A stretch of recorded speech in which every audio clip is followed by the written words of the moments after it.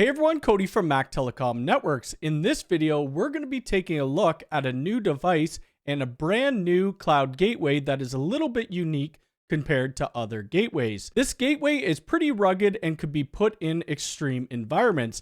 This is the UniFi Cloud Gateway Industrial. You'd tell just how rugged it is by looking at it. This does look like their old Switch Industrial, which I really did like. This is not a review video, but more of a first look video, as there's still a couple features that are missing, but will be there with the software update. The UCG Industrial has 4 2.5 gigabit Ethernet ports.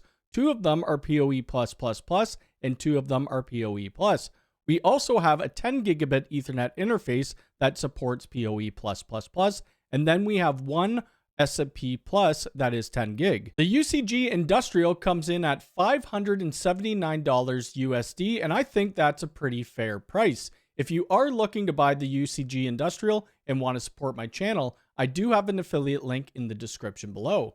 Now let's go ahead and take a closer look at the UCG Industrial. And this is the UCG Industrial, and it does have a nice rugged look with the black finish. Right in the middle, you could see the Ubiquiti branding. On the bottom, I already did mention the Ethernet ports, but we'll go over them again.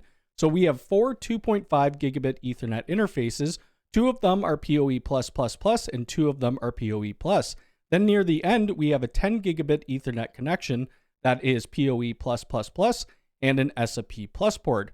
We also have a couple different powering options. It only comes with one power brick, and I'll show you that.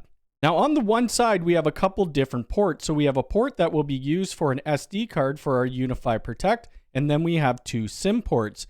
These SIM ports aren't currently active, and it will be active with the software update, but it will have to be paired with the UniFi 5G Outdoor, and we'll test that out later once it does become available. With the UCG Industrial, we're going to be able to have a maximum of 5 WAN ports, so you will be able to remap some of the LAN to be WAN if you have a need for that many. We also do have multiple different mounting options. So let's go ahead and take a look at the power brick first, then we'll talk about the mounting options. And this is the power brick that it comes with. It is fairly large, but they do also give you a mount for the power brick, so you could attach this maybe under your desk or to a wall. I do believe Ubiquiti will be coming out with different accessories for different mounting, and you're able to take these arms off. But if you just want to place them maybe on a backboard, you could see that there's little holes here that you could just put a screw through. But you could go ahead and on the top, there's these buttons to remove these. So I just click it and I pull up. One accessory that they'll be coming out with is a tabletop stand, and they'll also be coming out with the rack mount for this. So you could put it in a rack if you do want that. With the UCG Industrial, it has built-in Wi-Fi, and they also give you a pair of omnidirectional antennas. So let's go ahead and take the caps off here and get those antennas installed. With the Wi-Fi on the UCG Industrial, it is Wi-Fi 7, but they do not have 6 gigahertz support. You do have support for multi-link operations. Let's go back to the computer, and we're going to go over some other specs, and then we're going to get this booted up. The UCG Industrial could operate in some pretty severe cold or hot weather. So we could go between -30 Celsius all the way up to 50 Celsius. Would be great for an industrial factory if you need something that could take that much heat. It also does support our IDS and our IPS, so we could do 5 gigabit per second routing with that, and we will do a separate video doing some performance testing. Let's now get the UCG Industrial set up. The URL I'll put in is UniFi/. This may pop up for you automatically, or if you're doing it from your phone, you'll see it as a new console. So I'll type in UniFi/. Once that's done, we're going to see the UCG Industrial, and it's going to take us through the wizard. The first thing that it's going to ask us for is a name. I'm going to leave mine at UCG Industrial, and I'm going to press next. The second step, it asks you to create a UI account. So creating a UI account, you'll be able to tie this to your site manager. If you already have an account, you could sign in, and that's what I'm going to do. If you don't want it tied to the cloud at all, you could just create a local account. So I'm going to go ahead and we're going to click on sign in. Since the UCG Industrial has built-in Wi-Fi, it's going to ask us to set up Wi-Fi, and we can't skip this step. So I'm going to leave the username or the Wi-Fi SSID as UniFi, and I'm going to put a password in. Now it's testing what our download and upload speed is. I have about a gigabit connection, but I am connecting the UCG Industrial right now to a UDP switch. So we're going to see a little bit less. All right, now it's setting up the UniFi OS, and we'll take a look at this through our site manager. We're now on the dashboard for the UCG Industrial, and this should look familiar to you if you've used any UniFi Cloud Gateway before. But we could see at the top, we have the UCG Industrial. We could see all of our WAN settings, and we could see WAN 1, WAN 2, and WAN 3. Like I said, we could have up to 5 WANs in this console. We have live throughput statistics, and we could do the ISP speed test.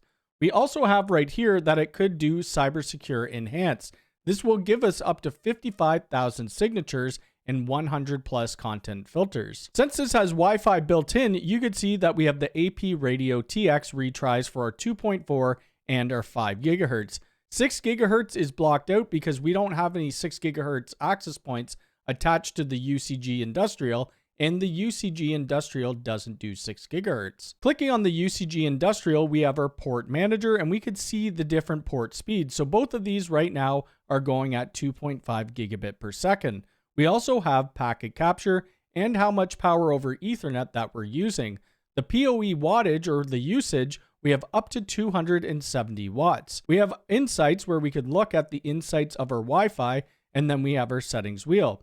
So if we want to change the name of the UCG Industrial, we'd have to go over to the control plane. From the settings wheel, we're going to be able to change our radios for our Wi-Fi, so the 2.4, the 5 gigahertz. And we could allow this to be a meshing parent if we want. Now, clicking over on the port manager, you could see what's connected. So my computer that I'm using right now is connected to port 1. We have port 2, and then port 3, 4. These ones right now are PoE+++, and port 5 also is. But port 5, that's a 10 gigabit connection. You'd see on port 4, that is where an uplinking to my Bell internet. If we want to switch one of these WAN connections to be LAN, we could click on it where the globe icon is, and we could change it to LAN. If we want to change one of the other ports, say port 2 or port 3, we can't do that directly from the port settings. We would have to go into the settings themselves in the bottom left-hand corner. Under the settings wheel, it looks exactly the same as any other cloud gateway. So we have our Wi-Fi, we have networks, internet, VPN, and cybersecure. We also have our policy engine. Let's go ahead and click on this UniFi Wi-Fi. This UniFi Wi-Fi was the original Wi-Fi I created when we were going through our wizard. But what we could do, we could go over to advanced and we could click on manual, and we could see that 6 gigahertz is grayed out. But if we keep going down towards the bottom, we're going to have multi-link operations. Multi-link operations, which in brackets it says early access, allows compatible Wi-Fi 7 clients and APs to associate on multiple bands simultaneously. And then it comes up with this warning saying that you may not want to enable MLO because most Wi-Fi 7 devices still operate on a single band, so you'll want to use that at your own risk. Under our internet settings, what comes default is Internet 1, Internet 2, and Internet 3. I created these 2 other internets just so that you guys could see that it could do up to 5. Now we have our VPN servers, our site-to-site, and our VPN clients, and we could also use the SD-WAN with Site Manager, so that is really nice to see. One other awesome thing about the UCG Industrial, it runs all of our applications. So we have Network, Protect, Access, Talk, Connect, and Innerspace. So if you're looking for each one of those, or maybe you're just looking to run Network and Protect, you could do so. And that's going to be my first look at the UCG Industrial. And like I said, we will do a follow-up video to test performance, and I'll also be testing this in a real world scenario. Now, where would I use the UCG Industrial? For me, I personally could use it at construction sites. Power is pretty limited at construction sites, and most of the time you want to have some cameras looking at what's going on to make sure nobody is stealing anything. So with the UCG Industrial and their PoE+++ ports, you could uplink to another switch, and then you could put cameras all around the property. Let me know where you would use the UCG Industrial. If you like this video, hit the thumbs up button. If you're new here, please subscribe and hit the bell icon. All right, thanks.